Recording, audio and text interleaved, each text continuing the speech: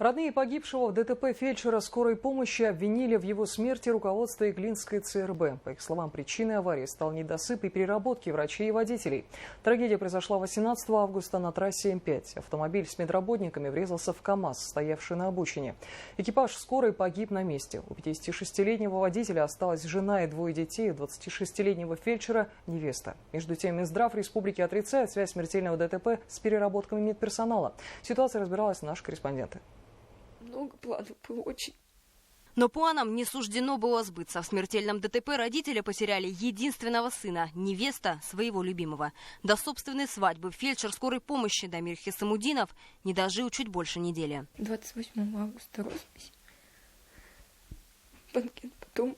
Год назад молодые прочитали никах, купили квартиру. Хотели успеть переехать в новое жилье до начала учебного года.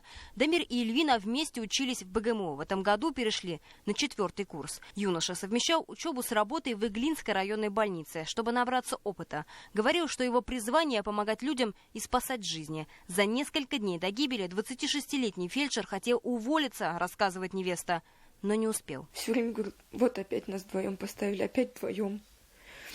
Нехватка людей. Было бы хотя бы 3-4 бригады, и то меньше нагрузки было бы, меньше вызовов бы они обслуживали, больше времени на отдых было бы. Они даже не успевали поесть. Вот я ему с утра как отдаю контейнер с едой, вот после аварии приехала к нему на работу забирать вещи, вот контейнер как был полный, он таким и остался.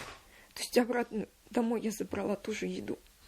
Авария произошла 18 августа на трассе М5. Карета неотложки с медицинскими работниками врезалась в КАМАЗ, стоящий на обочине. На кадрах видеорегистратора видно, как машину скорой помощи начинает заносить вправо на припаркованный грузовик. Удар оказался смертельным. Водитель и пассажир погибли сразу. Вот та самая машина скорой помощи, в которой погиб 26-летний фельдшер и его водитель. Вывернутое колесо и искореженный металл. Выжить при таком ударе практически не было шансов. У погибшего водителя Михаила Медведева осталась жена и двое сыновей. Сейчас в обстоятельствах смертельной аварии разбирается ГИБДД республики и Следственный комитет. Инфарктом его тоже увезли с рабочего места 12 декабря. Муж Алены Палатовой тоже сгорел на работе. У водителя неотложки той же Иглинской ЦРБ остановилось сердце прямо во время выезда бригады в мае этого года. Незадолго до смерти мужчина перенес инфаркт и 2 операции на сердце. К работе Алексей Поболь вернулся со справкой. Его не должны были допускать вообще к работе.